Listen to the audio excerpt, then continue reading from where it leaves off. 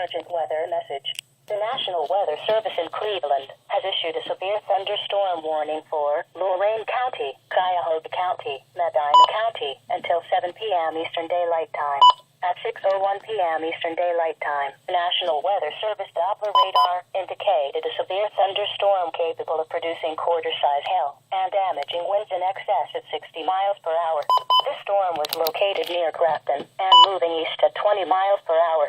Locations impacted include Litchfield, Medina, Strongsville, Cleveland, North Ridgeville, Avon Lake. This is a dangerous storm.